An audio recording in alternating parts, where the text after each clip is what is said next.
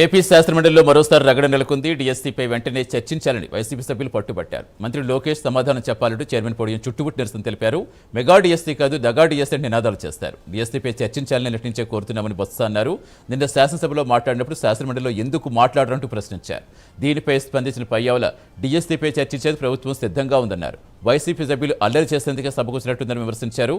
YCP అనుకున్నట్టుగా సభ జరగదని, ఆ పార్టీ ప్రజల అజెండా అక్కర్లేదా అని ప్రశ్నించారు. ఒకే అంశం మీద డిఎస్సి మీద జరిగిన అవకతవకల మీద చర్చించాలి, సభలో చర్చించాలి, దాని మీద ఎంక్వైరీ జరగాలని చెప్పి నేను డిమాండ్ చేస్తున్నాను. ఇవాళ ప్రధాన పత్రికల్లో శాసనసభలో మాట్లాడారు అది మరి ఇక్కడ మాట్లాడడానికి ఎందుకు ఆడుతున్నారో మాకు అర్థం అవట్లేదు. ఎందుకంటే వెనకెందుకు వేస్తారో మాకు అర్థం అవట్లేదు. వాస్తవ విషయాలు అక్కడ చెప్పిన ఇక్కడ చెప్పొచ్చు కదా, చెప్పొచ్చు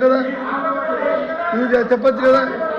దీని తర్వాత చేస్తామని చెప్పి విద్యామంత్రి గారు ఉన్నారు కదా, విద్యామంత్రి గారు చెప్పానండి. అక్కడ చెప్పిన ప్రకటనలు ఎక్కడైనా సరే బయటైనా ఇంటైనా ఎక్కడైనా మాట్లాడతామని చెప్పారు కదా, చెప్పండి ఆ మాట ఎక్కడ. మేము అడుగుతున్నాం కదా, మా ప్రజలకు సమాధానం చెప్పండి. అందుకు మెగా డిఎస్సీ మీద డిస్కషన్కి మీరు సమయం కేటాయించాలి. ఈ ప్రశ్నోత్తరాలు వాయిదా వేసినా సరే మాకు ఇప్పుడు దాని మీద చర్చించాలి. అది మా తాలూకా విన్నపం.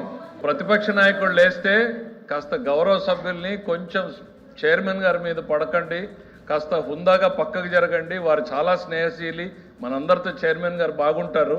అట్లని మనం ఆ చైర్లో కూర్చున్నప్పుడు వారి మీద పడేటువంటి